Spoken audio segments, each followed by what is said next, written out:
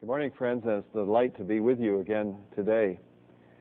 I was thinking about an experience I had when I was just beginning in the ministry. I was actually in seminary, and it was my senior year, and I was chosen to be the final chapel speaker for the senior year, and I considered it a high honor, and so I really worked on the message I was going to give, and the chapel time came, and the faculty all filed in and sat in the front row, and students behind them, and I preached a sermon from Mark's Gospel, chapter 4, on Jesus calming the storm at sea.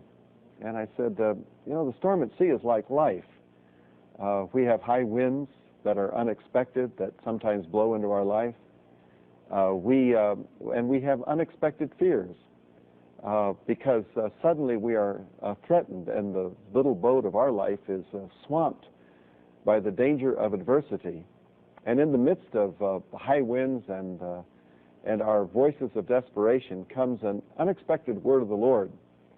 Do not be afraid. An unexpected word which also rebukes the winds and the waves.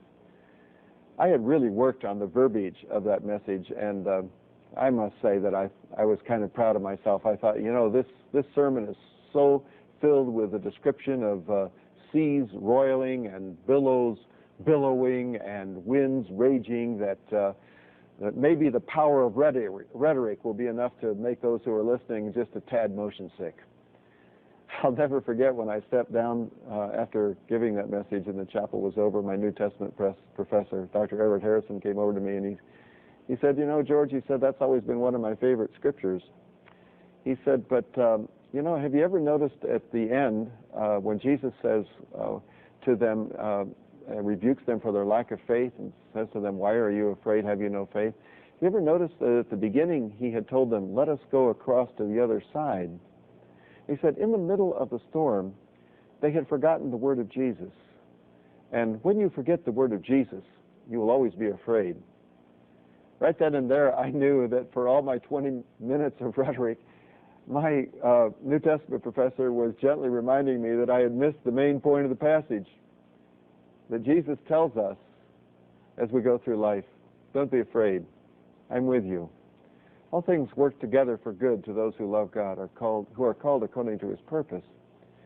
It's in the middle of life's difficulties, in the middle of wars, in the middle of terrorism, in the middle of financial insecurity, in the middle sometimes of devastating illness and family sickness, that we become so desperately afraid.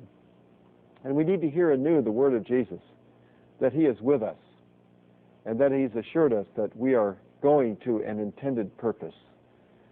He said, let's go to the other side. And we can trust him all the way to take him along the plan of our life and to bring us to a successful conclusion. May the Lord's strength be yours today as you have faith in him.